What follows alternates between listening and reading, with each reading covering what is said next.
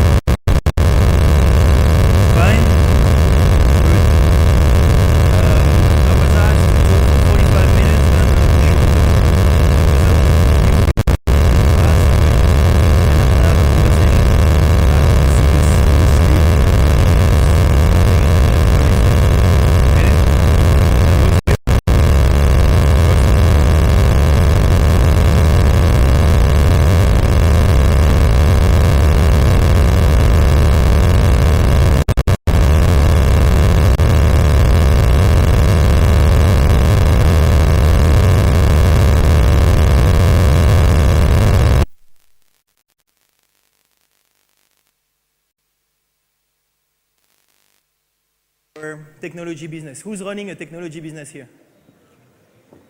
1, 2, 3. Who's looking for funding? Wow, so you're looking for funding for non-technology business. That's good, because what I'm going to share with you too, what I'm going to share with you is something that is a bit more generic and not only valid for technology. There are obviously some aspects that are technology related, but not all of them. Before going into the details and of the presentation, I think for you what is important is attracting funding is basically like attracting a boyfriend or a girlfriend. That's basically it. If you're bad at it, the only thing you think about is where to find a girlfriend, what to say, and how to fake yourself, to make yourself more attractive. That would be the worst thing you could ever do. The people that are good at it, I've sort of been told, because I'm not sure I'm very good at it, are actually the ones that stay genuine and authentic, that carry their own passion, that show themselves for who they are and for who they stand for. And that's what the most important. So now, let's get to it. So those are the 3 points I would like to touch base with you. The first thing that you have to know is, and maybe you don't realize it, is how hot Nigeria is. For the global community, for the investment community, Nigeria is an amazing bet, and so you are in the spotlight. So if you come up with the right ingredients, with the right assets, it's going to be much easier for you than it is anywhere, even in Europe or in the US. Second is that even if Nigeria is very hot, there are some external conditions that are making it very hard to find cash. I'm going to quickly touch on them rapidly because actually you know them already more than I do.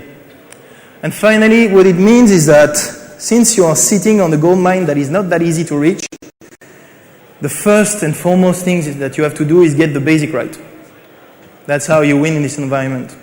You don't need to be outstanding to win in this environment. You need to be good and have the basics right. So, Nigeria being an attractive bet, you know that. There is already an extremely strong demand. You are blessed in being in an economy that is growing extremely rapidly, whatever the condition, whatever the turmoil. And you have the fundamentals of having, how can I say,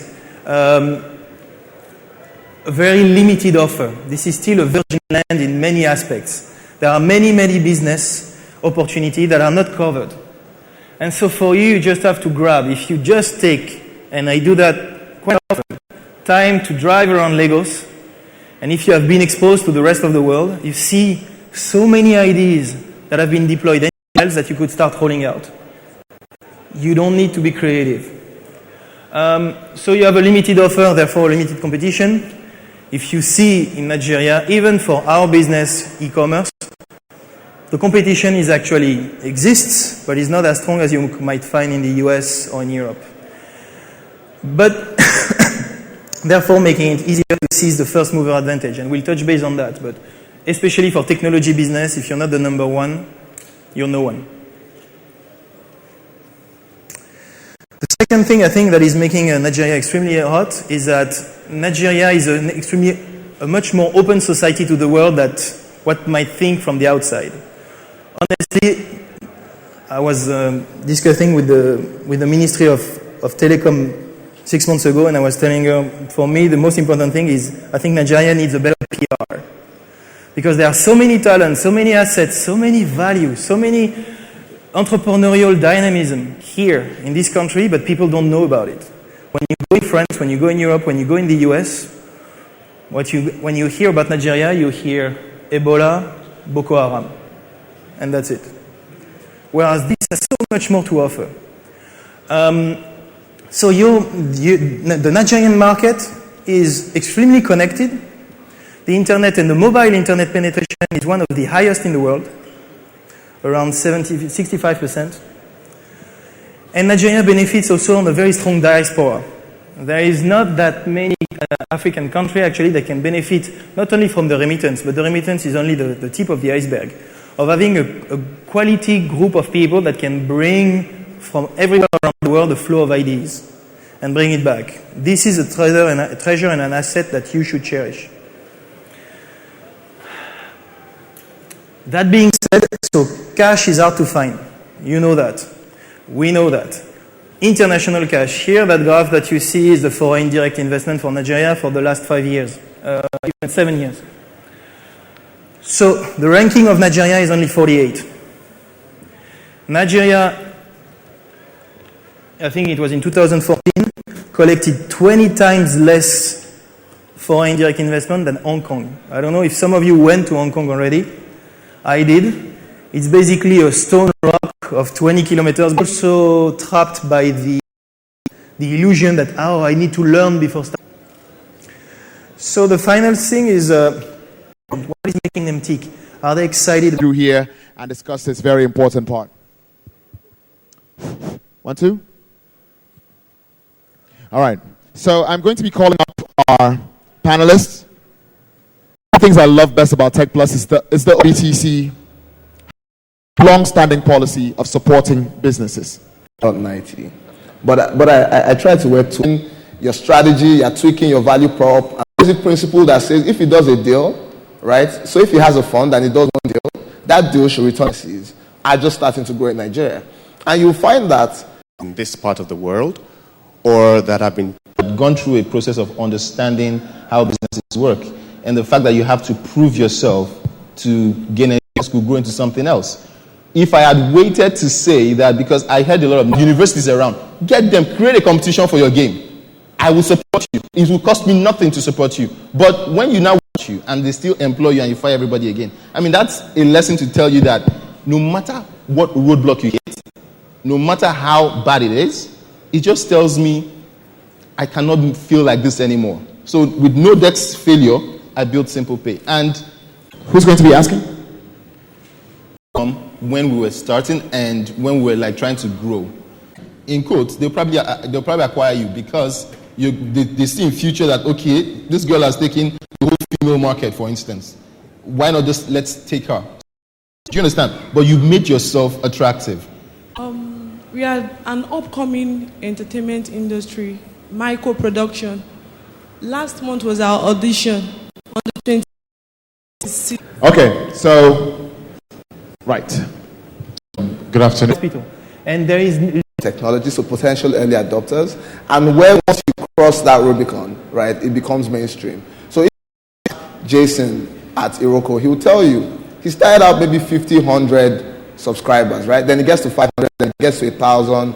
And if you do something that has network effects, then building one side of the business brings the other side together. So, for example, I hear you speak about healthcare. It's very interesting. There are a few healthcare businesses, I might not want to speak broadly about them, that I'm involved in. But to his point, to Nicholas's point, there are various places in healthcare you can start intermediating. So people might want to see face-to-face interaction with doctors, right? Because it's very trust-driven. But if you start by letting people know where the closest doctors are, right? Exactly. That's the first step. If you start by, so if you take that guy who built the drug verification stuff for NAFDAC, it's very useful. I buy a drug, immediately verify if it's original, right? It's building that trust. So technology is already disrupting healthcare. I don't think that you're too far from the curve. You've just got to find where to go into so that you're not too far ahead and you don't drown. My name is Wale Balogun. They support projects like Dangote wants to build a refinery. Consortiums of banks coming together to finance it. Are they investing in this business, or they are also giving loans? Because that's the impression I have, that a responsibility to those clients to invest their businesses in low risk entities.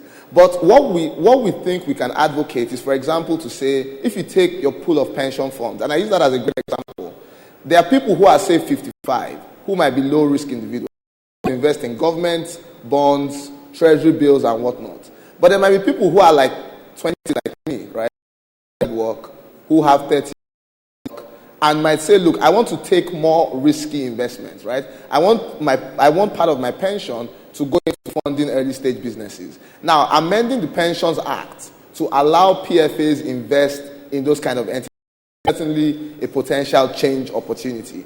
The question on the non-interest banking one is very good. Excellent question. Now, what you find is non-interest banking is guided by a different set of rules, right? So for non-interest banking, you can take, it's a partnership. The nomenclature is slightly different, right? So I'm partnering with you, I share losses, I share gains, right? So I tell people non-interest banking is religious agnostic, right? So it doesn't matter if you're a Muslim, if you're a Christian, if your business is willing to stand by those tenets, then I can finance that business under the circumstances. And then your last point on collateral.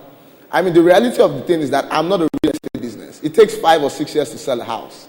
So what you look for as a lender is really the viability of the business. So don't think that if you bring a house of 300 million,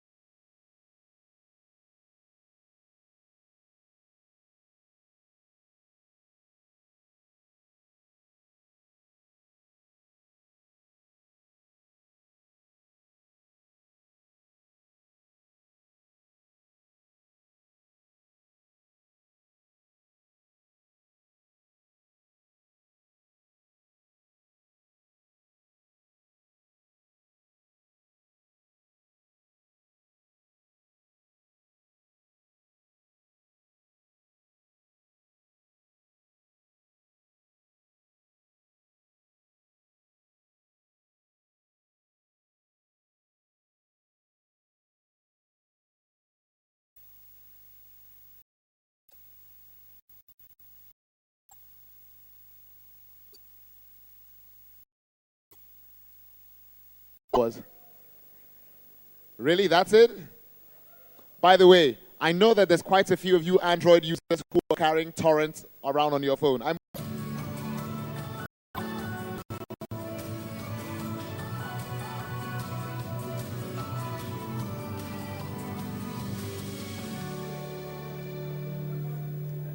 Good afternoon, everybody.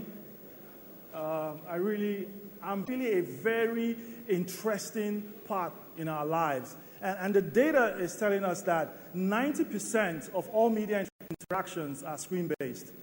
And it also says that 4.4 hours by people in front of screens. So it means that screens are really taking a very huge chunk and part, of our lives. And how do we as a company like Samsung really play in this space in regards to enhancing your day-to-day experiences while you spend your time with screens? And the last insight I want to share is that we in Samsung we are doing in terms of enabling you with diverse technologies and devices to access that are technologies that are coming up to see how we can drive this kind of the teacher and the student to interact in very interesting ways. I mean, they can screen share, so the student from the tablet can show the teacher, what they're doing. They can also do quizzes and polls. Very, very things. And this is allowing the industry to kind of like evolve. And a couple of things that are driving that evolution is really around digital and also physical convergence. And when we talk about multi-screen, screens are more and more today extremely dynamic.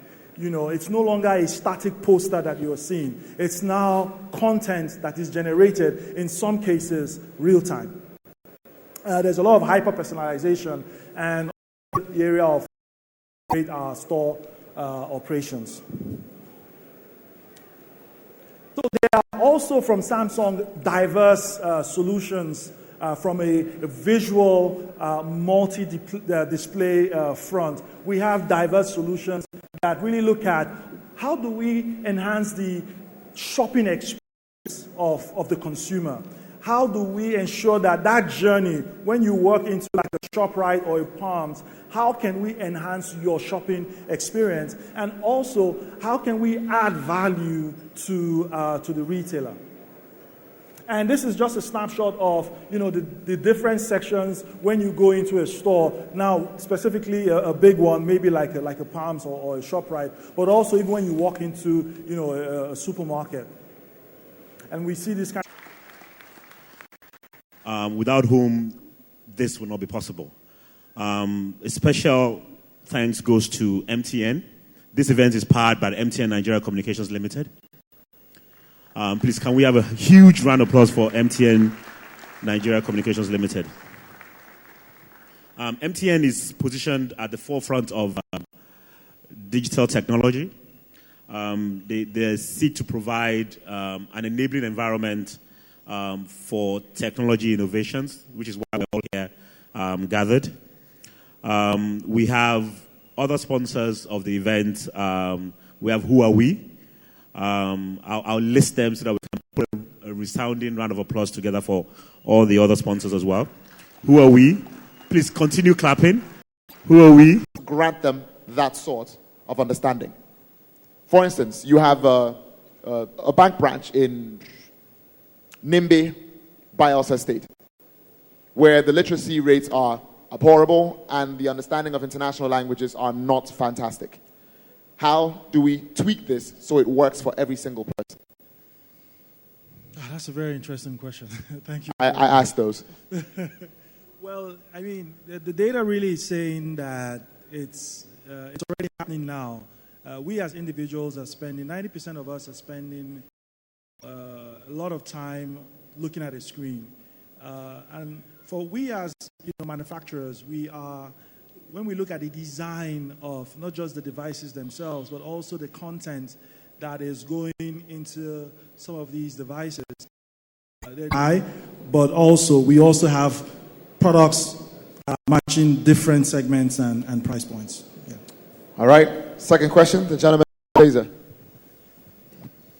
Good afternoon, everybody. My name is Alan. while we are all rejoicing about the success and the progress that technology has brought, how do we address the challenge that it poses to young minds, to young children?